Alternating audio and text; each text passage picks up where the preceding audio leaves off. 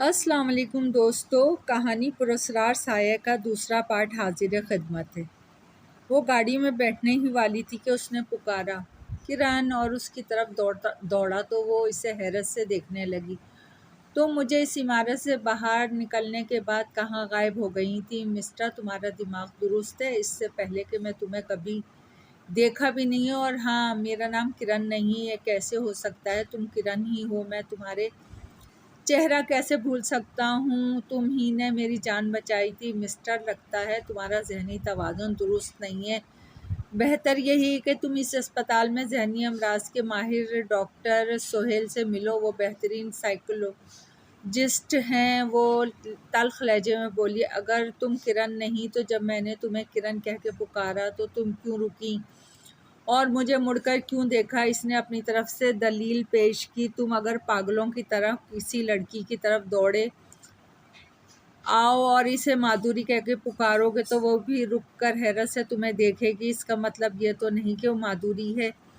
अब मेरा रास्ता छोड़ो, मुझे वैसे भी देर हो रही है। इसने तन लहजे में कहा और गाड़ी में बैठ के इसे स्टार्ट किया। रिवर्स करके पार्किंग से बाहर निकाली और तेज़ी रफ्तारी से अस्पताल के मेन गेट से बाहर निकल गई। वो इसे हैरत से जाता देखता रहा। इसे समझ नहीं आ रहा था कि किरण इसे पहचानने से क्यों इनकार कर रही है, जबकि इसने इसकी जान बचाई थी। और फिर वो इतनी जल्दी फैज़ाबाद के इस अस्पताल में कैसे आ पहुंची? कुछ देर बाद वहां खड़े रहने के बाद वो अस्पताल में दाखिल हुआ। ओपीडी में मौजूद डॉक्टर ने हैरत से इसके ज़ख्मों का मुआयना किया और एक इंजेक्शन लगाने के बाद कुछ मेडिसिन लिखकर पर्ची से थमा दी। वो मेडिकल स्टोर से अद्वियात खरीद के सड़क पर मटर गश्त करने लगा। दिन तो इसी तरह गुजर गया। रात को नई परेशानी लाहक हो गई। इसे रात बसर करने के लिए जगह दरकार थी। इसने एक छोटे से होटल में कमरा लिया। अपना नाम तो याद नहीं था इसे, बस जो नाम जहन में आया काउंटर पे वही लिख बता दिया। इसने 4 रोज़ होटल के इसी कमरे में गुजारे। वो दिन भर इधर उधर घूमता फिरता और रात आकर होटल के कमरे में सो जाता। वो जानना चाहता था कि वो कौन है और इस पे क्या गुजरी है, वो इस तहखाने में कैसे पहुंचा और किरण से इसका क्या रिश्ता है। 5वें रोज़ जब वो फुटपाथ पर गुजर रहा था तो इसे अकब से जानी पहचानी निस्वानी आवाज़ सुनाई दी, आसिफ। वो मुड़ा। इसकी पुष्ट पर किरण मौजूद थी। इसने मैक्सी नुमा खूबसूरत लिबास पहन रखा था। तुम? इसके मुंह से बेख्तियार निकला। हाँ, मैं। अब यहाँ खड़े देख क्या रहे हो? या होटल चलोगे? याद है हमने एक बार इस होटल में नाश्ता किया था? वो एक 5 स्टार होटल की तरफ उंगली से इशारा करते हुए शौक लहजे में बोली। इस रोज़ तुमने अस्पताल की पार्किंग एरिया में मुझे पहचानने से इनकार कर दिया था। मैं मजाक कर रही थी। वो हंस पड़ी और उसके साथ चलता हुआ होटल में दाखिल हुआ और एक खाली मेज़ के करीब रखी कुर्सी पर बैठ गया। किरण इसके सामने बैठ गई। 2 कप अच्छी सी चाय ले आओ। वेटर के करीब आते ही इसने कहा और दुबला पतला वेटर इसे हैरत से देखने लगा। अब बताओ मैं कौन हूँ और मेरा तुमसे क्या रिश्ता है? तुम्हारी तस्वीर भी मेरे पास मौजूद है। इसने किरण की आंखों में झांकते हुए कहा। मैंने तुम्हें बताया था मेरा नाम किरण है और तुम आसिफ हो, आसिफ हुसैन, और हम दोनों का दिल का रिश्ता है। गोया मेरा नाम आसिफ हुसैन है। इसने सोचा। इसी वक्त इसे महसूस हुआ दुबला पतला वेटर अब तक यहाँ खड़ा हैरत से देख रहा था। आसिफ गुस्से से धाड़ा, ए मिस्टर, मेरे सर पर सिंग निकल आए हैं जो इस कदर हैरत से मुझे देख रहे हो? कहा ना कि हम दोनों के लिए अच्छी सी 2 कप चाय ले आओ। वेटर इसकी तरफ तेजी से वहाँ से पलटा जैसे इसने आसिफ के रूप में कोई भूत देख लिया हो। कुछ देर बाद इसने ट्रे में 2 कप चाय लाके डरते डरते आसिफ के सामने रख के वापस लौट गया। हाँ, तो मैं कह रही थी हम दोनों का दिल का रिश्ता है। हादसाती तौर पे हमारी मुलाकात हुई थी और हम एक दूसरे को चाहने लगे और फिर एक हादसे में तुम याददाश्त खो बैठे। ये सब कैसे हुआ? मुझे तफसील से बताओ। और हाँ, तुम चाहो तो चाय तो पियो, ठंडी हो रही है। आसिफ ने चाय का घूंट भरते हुए कहा। पी लूँगी, इतनी जल्दी भी क्या है? 1 मिनट तुम यहीं बैठोगे? मुझे कुछ ज़रूरी कॉल करनी है। अपना मोबाइल फ़ोन میں گھر پہ بھول آئی ہوں، بولی اور کرسی سے اٹھ کر ایک طرف بڑھ گئی، جبکہ آصف اپنے بارے میں سوچتے ہوئے چائے پینے لگا۔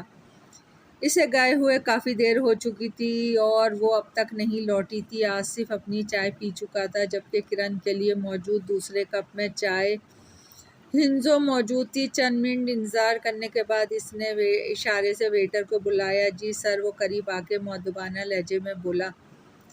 میری خاتون ساتھی فون کرنے کاؤنٹر پہ گئی تھی، اب تک نہیں لوٹیں، کیا تم انہیں کاؤنٹر پہ دیکھا ہے؟ سر، آپ اکیلے ہیں، اس ہوٹل میں داخل ہوئے تھے اور اس میز پہ تنہا ہی بیٹھے تھے جب آپ نے مجھے 2 کپ چائے کا آرڈر دیا، تب بھی میں حیران تھا۔ اس دوران آپ کے اکیلے میں باتیں کیے جا رہے تھے۔ ویٹر نے ڈرتے ڈرتے کہا، تم کیا بکواس کر رہے ہو؟ تم نے مجھے پاگل سمجھ رکھا ہے؟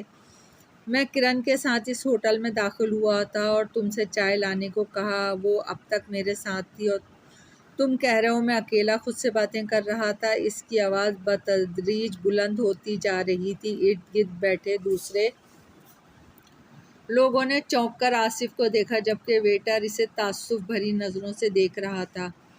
آصف نے بل پے کیا اور ہوٹل سے باہر نکلا۔ اسے سمجھ نہیں آ رہا تھا اس کے ساتھ کیا ہو رہا ہے۔ کرن نے اس کا نام آصف حسین بتایا تھا، پھر وہ کاؤنٹر سے کال کرنے کا کہہ کے گئی، واپس نہیں آئی، جبکہ ویٹر کا کہنا ہے کہ آصف ہوٹل میں تنہا داخل ہوا تھا۔ اس کے ساتھ کوئی خاتون موجود نہیں تھی۔ وہ جتنا سوچتا اتنا ہی الجھتا۔ پھر اس نے سوچا، اس الجھی ہوئی ڈور کا سرا سلجھانے کے لیے اسے اسی ہاسپٹل میں جانا ہوگا جہاں اس نے کرن کو دیکھا تھا۔ وہ وہاں سے سیدھا اسپتال جا پہنچا۔ استقبالیہ پر ایک اسمارٹ لڑکی موجود تھی۔ میں ڈاکٹر کرن سے ملنا چاہتا ہوں، اس نے استقبالیہ پر موجود لڑکی سے اپنا مدعا بیان کیا۔ یہاں ڈاکٹر کرن نہیں ہیں، لڑکی نے جواب دیا۔ اچانک اس کی نظر کوریڈور سے آتی کرن پہ پڑی۔ اس وقت وہ ڈاکٹر والے گاؤن میں ملبوس تھی۔ آپ تو کہہ رہی تھیں اس ہاسپٹل میں کوئی ڈاکٹر کرن نہیں ہے، وہ دیکھیں سامنے سے ڈاکٹر کرن آ رہی ہیں۔ آصف نے انگلی سے اس کی طرف اشارہ کیا۔ یہ کرن نہیں، ڈاکٹر نرگس ہیں۔ لڑکی ہنسی۔ اس اثنا میں وہ استقبالیہ تک پہنچ چکی تھی۔ آصف اس کی راہ میں حائل ہو گیا اور اسے غصے سے دیکھنے لگی۔ اس روز تم ہوٹل سے کہاں غائب ہو گئی تھی اور تم نے مجھے اپنا نام غلط کیوں بتایا تھا؟ آصف خفگی آمیز لہجے میں بولا۔ مسٹر، لگتا ہے واقعی تم پاگل ہو۔ اس روز بھی جب تم نے میرا راستہ کاٹا تھا تب بھی میں نے یہی کہا تھا کہ میں تمہیں نہیں جانتی، اور اب پھر تمہیں میرا راستہ روکے کھڑے ہو۔ آخر تم چاہتے کیا ہو؟ وہ چراغاں ہو گئی۔ یہ تم کیا کہہ رہی ہو؟ تمہارا رویہ میری سمجھ سے باہر ہے۔ کبھی خود ہی ملتی ہو اور کبھی پہچاننے سے انکار کر دیتی ہو۔ وہ گرگٹ کی طرح رنگ بدلتی کرن یا نرگس کے رویے پر حیران تھا۔ مسٹر، اب اگر تم نے دوبارہ میرے راستے میں آئے تو اچھا نہیں ہوگا۔ کرن کا رویہ جارحانہ ہو گیا تھا۔ ان کی گفتگو کے دوران چند وارڈ بوائے اور ڈاکٹرز بھی آ چکے تھے جو خاموشی نگاہوں سے آصف کو گھور رہے تھے۔ اس سے پہلے کہ صورتحال کوئی سنگین رخ اختیار کرتی، آصف تیزی سے چلتا ہوا اسپتال سے نکل گیا۔ اپنی بے عزتی پر اس کا دل و دماغ دونوں سلگ رہے تھے۔ کرن یا نرگس اس کے ساتھ تصویر اور پیش آنے والے واقعات اس کا اشارہ کر رہے تھے کہ اس کا اس لڑکی سے کوئی نہ کوئی گہرا تعلق ہے، لیکن کیا یہ اس کی سمجھ سے باہر تھا؟ وہ کرن کے رویے سے دل برداشت سڑک کے کنارے سر جھکائے سوچوں میں متغرق جا رہا تھا کہ بریکوں کی چرچراہٹ سے اس کے قدم رک گئے۔ اس کے قریب ایک سوزوکی کار کے بریک چرچرائے تھے۔ ڈرائیونگ سیٹ پر ایک اسمارٹ سا نوجوان بیٹھا کار روکتے ہوئے باہر نکلا اور اس سے لپٹ گیا۔ آصف، تم کہاں غائب ہو گئے تھے؟ ہم اور چچا جان تمہیں کہاں نہیں ڈھونڈتے پھرے، وہ بولا جا رہا تھا۔ پر تم ہو کون؟ آصف نے اسے خود سے بمشکل علیحدہ کرتے ہوئے کہا، اور وہ نوجوان اسے حیرت سے دیکھنے لگا۔ آصف، تمہارا دماغ درست ہے؟ تم مجھے پہچاننے سے انکاری ہو؟ میں راحیل ہوں۔ دیکھو، تم راحیل ہو یا کوئی اور، اصل بات یہ ہے کہ میں اپنی یادداشت کھو بیٹھا ہوں۔ آصف نے کہا، چلو گاڑی میں بیٹھو، گھر چلتے ہیں، راستے میں باتیں بھی ہوتی رہیں گی۔ راحیل ڈرائیونگ سیٹ پہ بیٹھتے ہوئے بولا، اور آصف فرنٹ سیٹ پہ بیٹھتے ہی اس نے گاڑی آگے بڑھا دی۔ اس کے استفسار پر آصف نے ہوش میں آنے کے بعد کے تمام واقعات سنا ڈالے۔ پھر راحیل نے اسے اس کے ماضی کے بارے میں بتایا۔ راحیل اس کا تایا زاد بھائی تھا۔ اس کی رہائش اسلام آباد میں تھی۔ آصف کے والد واصف حسین ایک ٹیکسٹائل مل میں مینیجر کی پوسٹ پہ فائز تھے۔ آصف ان کا اکلوتا بیٹا تھا اور میڈیکل کا اسٹوڈنٹ تھا۔ کچھ روز پہلے آصف نے اپنے والد سے مری گھومنے کی اجازت چاہی تھی۔ اس کا کہنا تھا کہ وہ اپنے کلاس فیلوز دوستوں کے ہمراہ کوہ مری گھومنے جانا چاہ رہا ہے۔ ان کا موبائل پر آصف سے رابطہ تھا۔ پھر اچانک آصف لاپتہ ہو گیا۔ ڈھونڈنے کے باوجود آصف کا کوئی سراغ نہیں ملا۔ اس کا موبائل فون بھی آف تھا۔ اس کے والد اس کی تلاش میں یہاں بھی آ چکے تھے، پھر مایوس ہو کے لوٹ گئے تھے۔ راحیل کے کہنے کے مطابق آصف کی کہیں انگیجمنٹ بھی نہیں ہوئی تھی اور نہ ہی کسی افیئر کے بارے میں سنا تھا۔ تو پھر نرگس یا کرن اس کے ساتھ تصویر کیوں موجود تھی؟ آصف نے اسے کرن کی تصویر بھی دکھائی اور راحیل چونک گیا۔ یار یہ تو ڈاکٹر نرگس ہے، ہمارے ہی اسپتال میں ہے، بلکہ یہ اسپتال انہی کی ملکیت ہے۔ ان کے والدین کا ایک حادثے میں انتقال ہو چکا ہے۔ وہ بھی یہی کہہ رہی تھی، لیکن میں اس سنسان عمارت کے تہہ خانے سے اسی نے مجھے آزاد کروایا تھا، اور پھر اس 5 اسٹار ہوٹل کے باہر بھی مجھے وہی ملی تھی۔ آصف بولا۔ آصف ہو سکتا ہے تمہیں وہم ہوا ہو، ویسے میں بھی تم اپنی یادداشت کھو چکے ہو، شاید تمہاری ذہنی حالت کی وجہ سے تم اس لڑکی کو نرگس سمجھ بیٹھے ہو۔ باتوں کے دوران وہ گھر پہنچ گئے۔ راحیل کے والد حفیظ صاحب بھی گھر پہ تھے۔ آصف کو راحیل کے ساتھ دیکھ کر وہ بھی حیران رہ گئے۔ راحیل کی بہن جمیلہ بھی اسے دیکھ کے کھل اٹھی۔ راحیل نے گھر پر آصف کی موجودگی اور ذہنی حالت کے بارے میں نہیں بتایا۔ واصف صاحب کو آصف کے ملنے کی اطلاع کر دی گئی۔ انہوں نے پہلی دستیاب فلائٹ سے اسلام آباد آنے کا ارادہ ظاہر کیا، مگر راحیل نے منع کر دیا کہ وہ خود 1 ہی 2 روز میں آصف کو لے کے ان کے گھر آ جائے گا۔ پھر واصف صاحب نے آصف سے بات کرنے کی خواہش ظاہر کی تو راحیل نے موبائل فون آصف کے ہاتھ میں تھما دیا۔ کیسے ہو بیٹا، اور کہاں رہ گئے تھے تم؟ جانتے نہیں کہ تمہاری گمشدگی سے ہم پر کیا گزری؟ تمہاری ماں تو دن رات روتی رہتی ہے۔ ان کے لہجے سے بھی یہی لگ رہا تھا کہ وہ بھی بات کرتے ہوئے رو رہے ہیں۔ آصف تڑپ اٹھا۔ ابو اب میں آ گیا ہوں، آپ فکر نہ کریں، 1 2 روز میں گھر آ جاؤں گا، بس چند ضروری کام نپٹانے ہیں۔ اس کے بعد اس کی ماں نے اس کے ساتھ بات کی۔ راحیل ڈاکٹر تھا اور اس اسپتال میں ڈیوٹی کر رہا تھا جہاں آصف ڈاکٹر نرگس سے ملا تھا۔ اس کی رات کی ڈیوٹی تھی، وہ رات کو اسپتال چلا گیا۔ صبح ناشتہ کرتے ہی آصف ٹہلنے کے لیے گھر سے باہر نکلا۔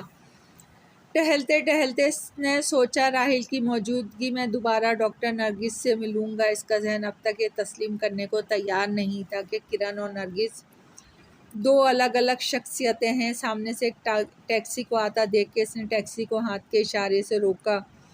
وہ اسپتال کے گیٹ سے کچھ فاصلے پہ اترا اور ایک طرف کھڑا ہو گیا۔ راحیل کی ڈیوٹی آف ہونے میں کچھ دیر تھی، شاید ابھی نرگس بھی ڈیوٹی پہ نہیں آئی تھی۔ اس کا ارادہ یہاں آتے ہی بدل گیا۔ اس نے سوچا جیسے ہی نرگس آئے گی وہ اسے روکے گا، اگر وہ اپنی بات پہ اڑی رہی تو وہ اسے تصویر دکھائے گا جس میں وہ آصف کے ساتھ موجود تھی۔ آصف وہیں کھڑے کھڑے جب اکتا گیا تو ارد گرد کا جائزہ لینے لگا۔ اسپتال کے گیٹ کے کچھ فاصلے پر ایک بغیر چھت والی جیپ کھڑی تھی جس میں 3 اوباش صورت افراد بیٹھے تھے۔ اسی وقت ایک طرف سے مہران کار آتی دکھائی دی۔ وہ اسپتال کے گیٹ پر لمحہ بھر کے لیے آہستہ ہوئی تھی کہ اچانک جیپ سے 3 اوباش صورت افراد اترے اور چشم زن میں کار کے قریب پہنچ گئے۔ اب ان میں سے 2 کے ہاتھ میں پسٹل بھی نظر آ رہا تھا جو انہوں نے شاید لباس میں چھپا رکھا تھا۔ اس سے پہلے کہ کوئی کچھ سمجھ پاتا وہ کار کا دروازہ کھول کے نرگس کو باہر گھسیٹ کے جیپ میں ڈال چکے تھے۔ نرگس مدد کے لیے چیخ اور چلا رہی تھی۔ ان کے ہاتھوں میں موجود پسٹل کی وجہ سے وہاں موجود افراد میں سے کسی کی ہمت نہ ہوئی کہ نرگس کو بچانے کی کوشش کرتا۔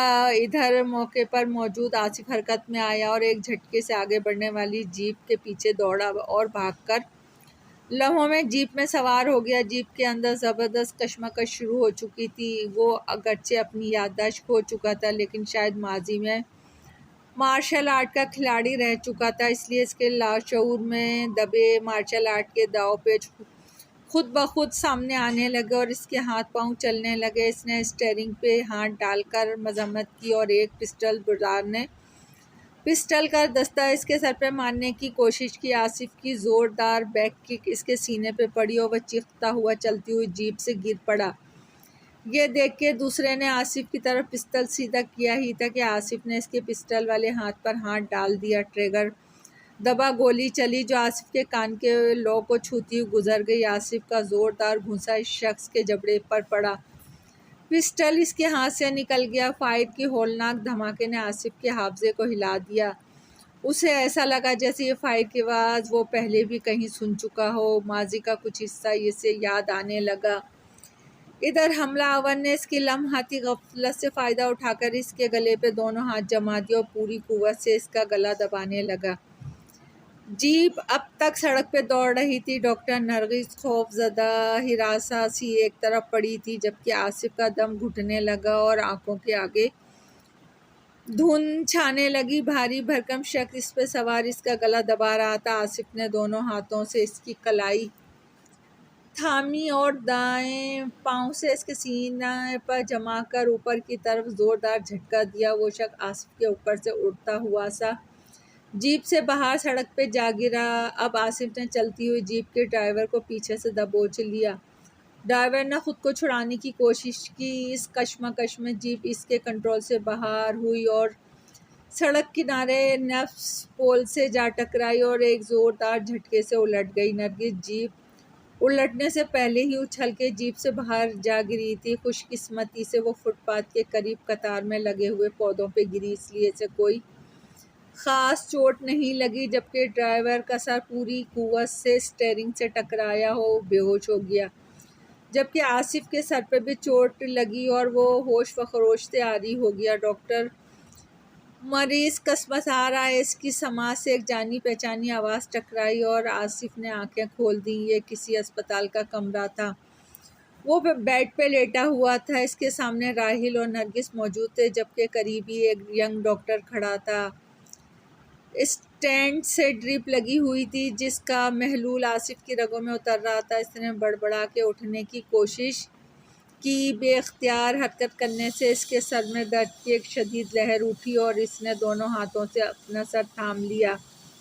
خیریت تو ہے؟ راحیل نے متوحش لہجے میں پوچھا۔ ہاں سر میں درد سا ہو رہا ہے، آصف نے جواب دیا۔ ڈاکٹر نے آگے بڑھ کے اس کا معائنہ کیا۔ اب یہ نارمل ہیں، کوئی خطرے والی بات نہیں ہے، صرف سر پہ چوٹ لگنے سے بے ہوش ہو گئے تھے، ڈاکٹر نے کہا اور اسے پین کلر انجیکشن لگا کے باہر نکل گیا۔ شکر ہے کرن تم خیریت سے ہو، ان نقاب پوشوں نے اچانک ہم پر حملہ کر دیا تھا، پھر میں نے بے ہوش ہوتے ہوئے تمہاری چیخ سنی۔ آصف بولا، میں نے تمہیں پہلے بھی بتایا کہ میں کرن نہیں ڈاکٹر نرگس ہوں، وہ منمناتی ہوئی بولی اور آصف اسے بے یقینی سے گھورنے لگا۔ یہ کیسے ہو سکتا ہے؟ وہ سوچنے لگا کہ سر پر لگنے والی چوٹ سے اس کی یادداشت لوٹ چکی تھی۔ آصف کا تعلق متوسط طبقے سے تھا، اکلوتا ہونے کی باعث اس کے والدین نے اسے بے انتہا چاہتے تھے۔ وہ ایک ایڈونچر پسند نوجوان تھا، مارشل آرٹ سے اسے جنون کی حد تک لگاؤ تھا۔ اس نے گھر میں سینڈ بیگ اور اس قسم کی دوسری چیزیں رکھ چھوڑی تھیں۔ اس کا سارا دن مصروفیت میں گزرتا تھا، کالج سے گھر آ کر سارا دن سینڈ بیگ سے مصروف رہتا اور شام کو کراٹے کلب چلا جاتا۔ اس روز وہ شام کے وقت کلب جانے کے لیے اپنی بائیک پہ نکلا۔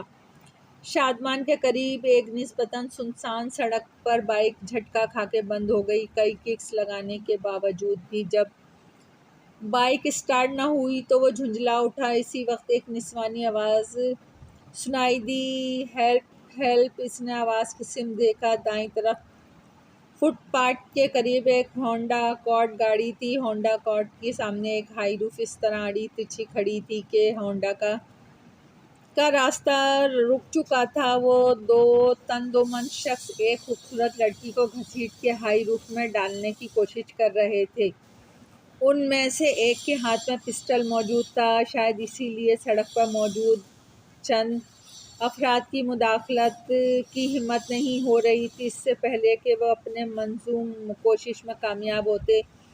آصف نے موٹر سائیکل ایک طرف پھینکی، سڑک پہ پڑا ایک پتھر اٹھایا اور پوری قوت سے پسٹل بردار کی طرف پھینک دیا۔